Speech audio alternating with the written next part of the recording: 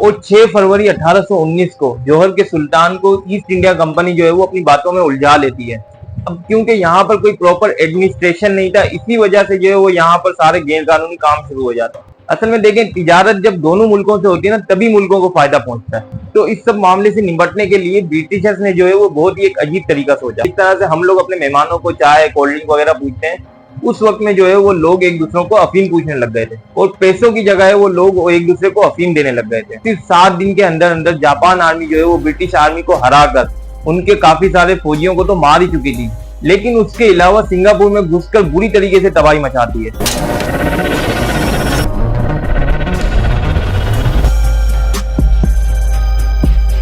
अस्सलाम वालेकुम दोस्तों। सिंगापुर मुल्क जो है वो इतना छोटा मुल्क है दुनिया का कि अगर आप दुनिया के नक्शे को जूम करेंगे तो आपको एक छोटा सा मुल्क नजर आएगा। और ये देखिए, ये है सिंगापुर। ये सिंगापुर का मेन लैंड है और इसके करीब छोटे छोटे 64 आइलैंड्स हैं। कुछ इसमें जो है वो नेचुरल है और कुछ इसमें जो है वो आर्टिफिशियल है। और इसके बारे में एक ये भी बात है कि सिंगापुर जो है वो एक सिटी स्टेट है। और इसके बारे में एक बात ये भी है कि सिंगापुर एक ऐसा मुल्क है कि जिसके अंदर कोई शहर नहीं है, बल्कि ये पूरा मुल्क अलग अलग रीजन में डिवाइड है। जैसे वेस्ट रीजन हो गया और ईस्ट रीजन हो गया, इस तरीके से। सिंगापुर का जो टोटल एरिया है वो 719 स्क्वायर किलोमीटर पर है।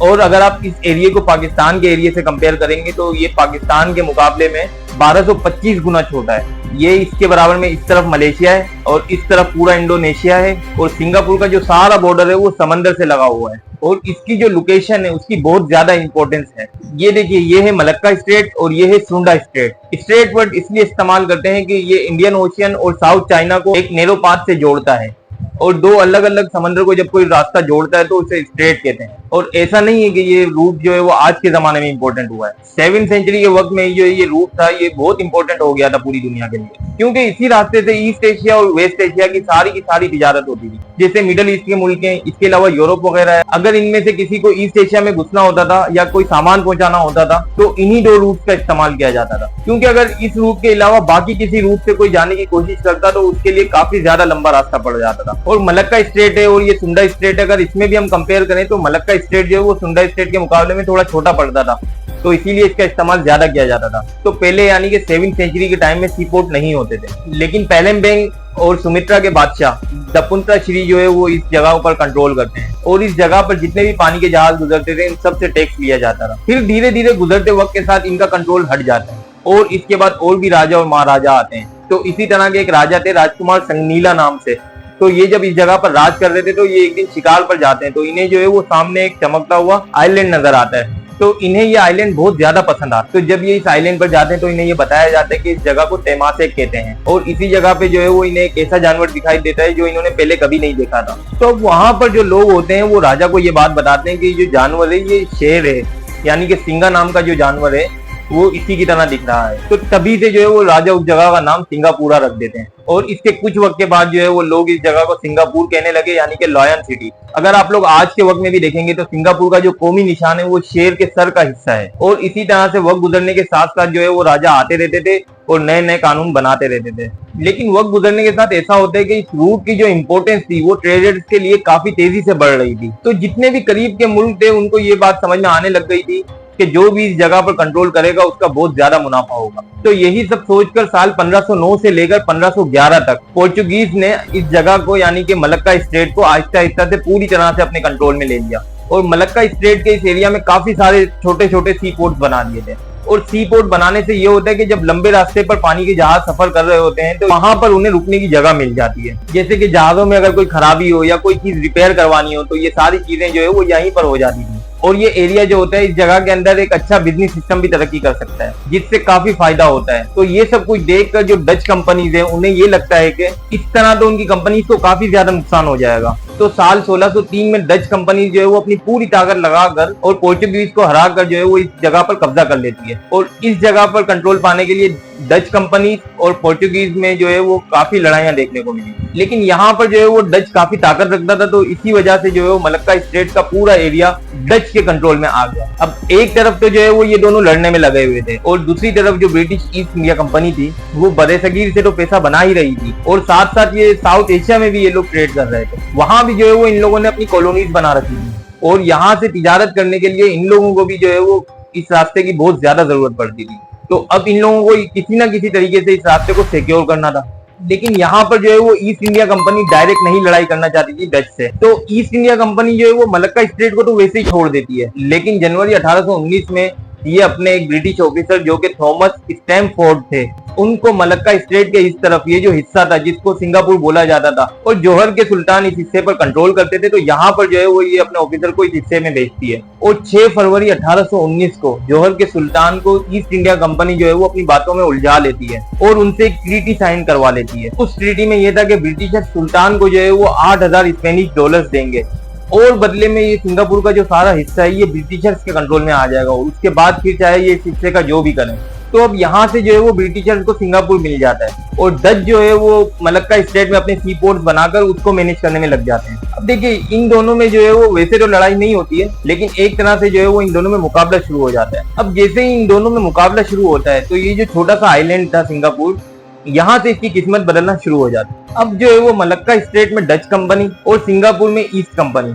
ये दोनों जो है वो कोशिश करते थे कि जहां पर ये लोग हैं वहां पर पानी के ज्यादा जहाज आकर रुके। और इस मुकाबले से निपटने के लिए ईस्ट इंडिया कंपनी जो है वो सिंगापुर में बहुत बड़े बड़े सी पोर्ट डेवलप करना शुरू कर देती है, जिसकी वजह से सिंगापुर में अब इंफ्रास्ट्रक्चर का भी काम शुरू हो जाता है। और ये जो पोर्ट बना रहे थे ब्रिटिशर्स, इन पर ये लोग एक्स्ट्रा ऑर्डिनरी सर्विसेज देना शुरू कर देते हैं और कंपटीशन में डच को हराने के लिए ऐलान करते हैं कि सिंगापुर पोर्ट जो है वो हर मुल्क के जहाजों के लिए बिल्कुल मुफ्त रहेगा, यानी कि सिंगापुर पोर्ट पर बिजनेस एक्टिविटीज करने के लिए 0 टैक्स लगेगा। अब इस तरह की अनाउंसमेंट होती है, तो इसकी वजह से समंदर पर जितने भी मुल्कों के जहाज थे वो इस पोर्ट पर ज्यादा आने लग जाते हैं।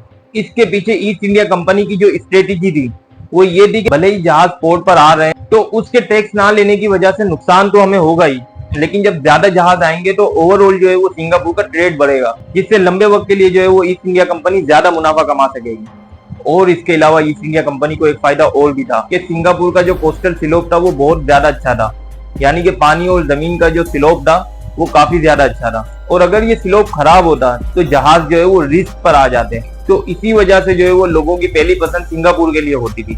तो इसी वजह से चाइना, एशिया, मलेशिया, हर तरफ से जो है वो लोग यहाँ पर आ रहे थे। तो इतने अरसे से जो सिंगापुर सुनसान जजीरा था, अब वहां पर चाइना, एशिया और मलेशिया के लोग आकर रहने लग जाते हैं। अब जब ये सारी आबादी यहाँ पर आकर रहने लगती है, तो यहाँ पर सबसे बड़ा मसला ये होता है कि सिंगापुर में कोई भी ढंग का एडमिनिस्ट्रेशन नहीं था और ब्रिटिशर्स जो थे इनका सारा ध्यान सिंगापुर के पोर्ट की सिक्योरिटी और इनसे पैसा बनाने की तरफ लगा हुआ था। वहां की आबादी और वहां पर जो लोग काम करते थे, इनकी ग्रोथ से ब्रिटिशर्स को कोई मतलब नहीं था।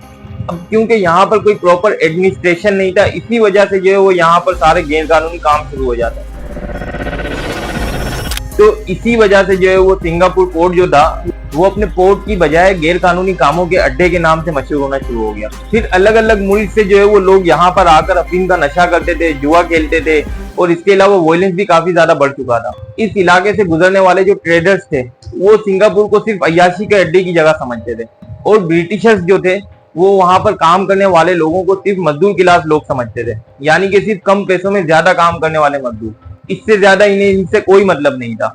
इसके बाद होता ये कि जितना ब्रिटिशर्स ने सोचा था इस पोर्ट से पैसे कमाने के लिए, उतना वो लोग नहीं कमा पा रहे थे और बराबर के मुल्कों को ब्रिटिशर्स देखते हैं कि वो लोग तो बहुत ज्यादा पैसे कमा रहे हैं, क्योंकि चाइना के बराबर में जो समंदर था वहां पर बहुत सारे नेचुरल रिसोर्सेज निकल रहे थे, जिसको वो दुनिया भर में बेच रहा था और यूके को भी जो है वो इनसे लेना पड़ रहा था। अब ये सब देखकर ब्रिटिशर्स चाइना से भी जो है वो ज्यादा खुश नहीं थे और इन लोगों को ये लग रहा था कि हमें जो है वो चाइना से ये सब लेना पड़ रहा है पैसे देकर, और हमारे पास तो ऐसा कुछ भी नहीं है कि जिसकी जरूरत जो है वो चाइना को पड़े।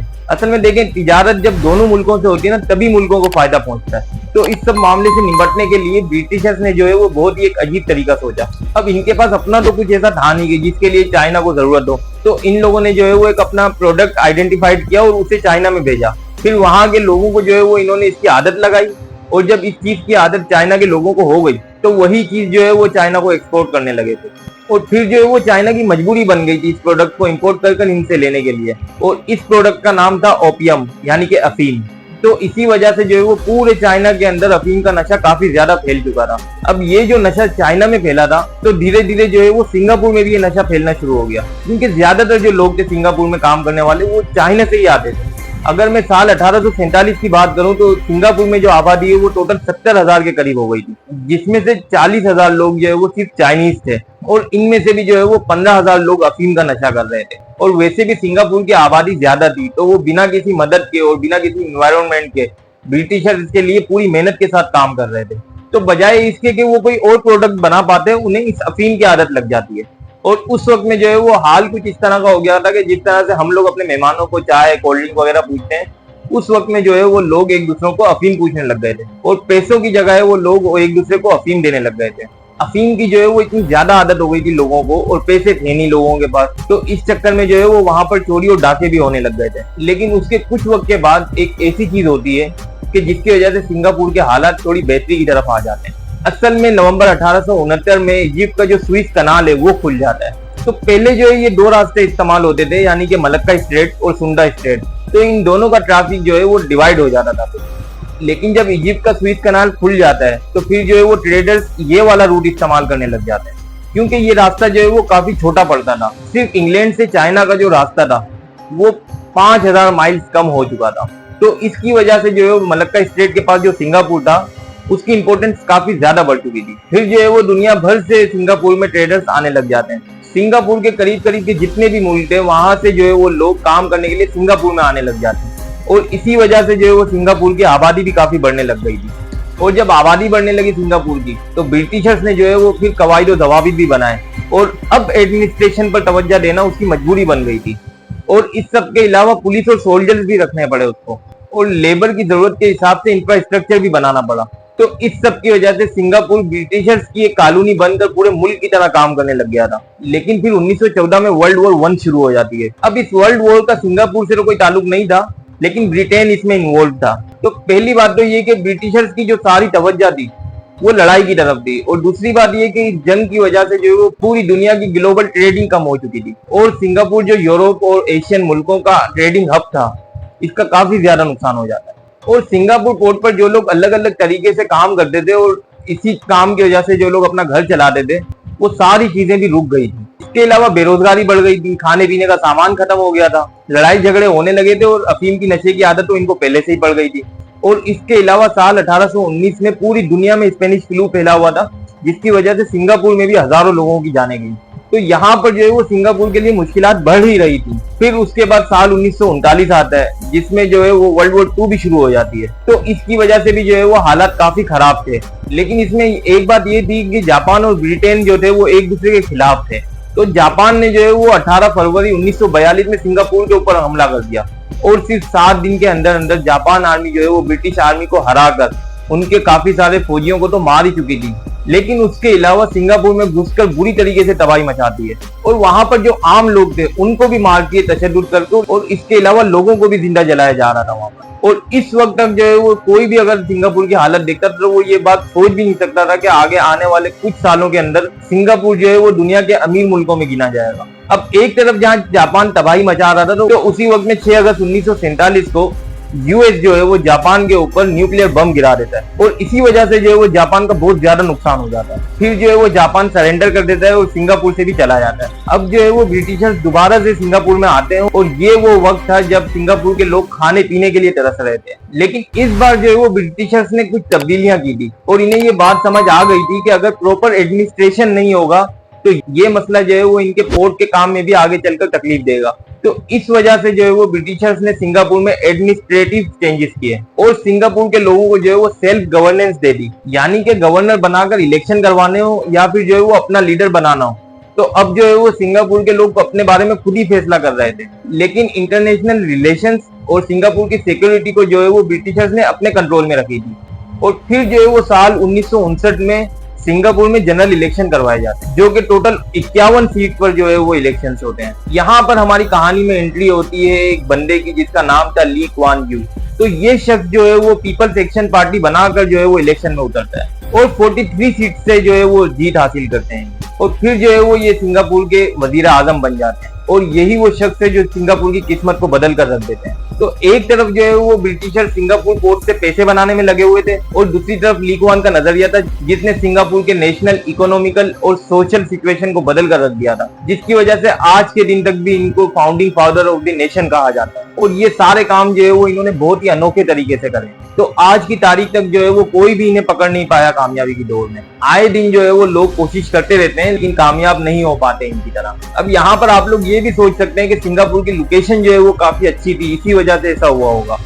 लेकिन मैं आपको बता दूं कि लोकेशन तो इंडोनेशिया, मलेशिया और थाईलैंड की भी काफी अच्छी थी, लेकिन सिंगापुर के पीएम ली क्वान ने ऐसा क्या किया कि सिंगापुर की हालत इतनी तब्दील हो गई। देखिए, जैसे ही ली क्वान वजीर आजम बनते तो उन्हें इस बात का अंदाजा होता है कि अगर सिंगापुर जो है वो अपने पैरों पर खड़ा नहीं हुआ तो इसको एक मुल्क की हैसियत से बचाया नहीं जा सकेगा, क्योंकि उन्हें इस बात का डर होता है कि अगर गलती से भी ब्रिटिशर छोड़कर चले जाते हैं सिंगापुर को, तो सिंगापुर की सिक्योरिटी और बाकी सारी चीजों को कैसे हैंडल किया जाएगा, और इसके बारे में किसी को कोई अंदाजा नहीं था। सिंगापुर में जो है वो चाइना की आबादी बहुत ज्यादा थी, तो कम्युनिस्ट पावर यानी कि सोवियत यूनियन और कम्युनिस्ट चाइना, इन दोनों की नजरें भी सिंगापुर के ऊपर थी, और वो चाहते थे कि सिंगापुर में से कैसे भी करके इलेक्शन और वजीर आजम वगैरह को हटा दे और जो है वो सिंगापुर के अंदर एक कम्युनिस्ट गवर्नमेंट बना दी जाए। तो पीएम ली क्वान के लिए ये वाला तो चैलेंज था ही, लेकिन इससे भी बड़ा एक और चैलेंज था। वो ये था कि सिंगापुर में गरीबी, झुग्गी झोपड़ियों में रहने वाले लोग, इसके अलावा भुखमरी, अफीम के अड्डे, क्राइम और इसके अलावा रेशियल अनरेस्ट जिस लेवल पर पहुंच चुका था सिंगापुर में, इतना पूरी दुनिया में कहीं भी नहीं था।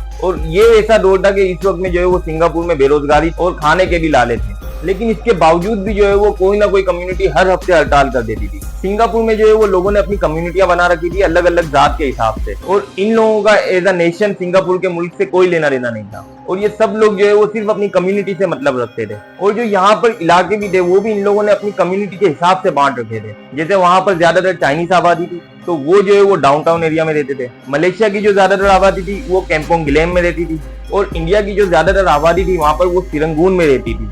अब क्योंकि सारे लोग जो है वो अलग अलग हिस्सों में बटे हुए थे, तो इस वजह से सिंगापुर का काफी ज्यादा नुकसान हो रहा था। तो यहाँ पर जो है वो पीएम ली ने सबसे पहले यही फैसला किया कि जो पूरे मुल्क के लोग हैं जो अलग अलग हिस्से में बटे हुए हैं, इनको सबको मिलाकर एक कौम तैयार करनी होगी। तो यहाँ से जो है वो सिंगापुर की किस्मत बदलना शुरू हुई थी और गरीबी छटना शुरू हुई थी, और पीएम ली क्वान ने कुछ ऐसा काम किया था जिसकी वजह से जो है वो सिंगापुर आहिस्ता आहिस्ता अमीरों के मुल्क में आ गया। तो ये मैं आप लोगों को बताऊंगा अगली वीडियो में। तो दोस्तों, ये वीडियो जो है वो काफी लंबी हो रही थी, इस वजह से मैंने सोचा कि ये वीडियो में 2 हिस्सों में बनाऊं ताकि ना आपको देखने में दिक्कत हो। अल्लाह हाफिज।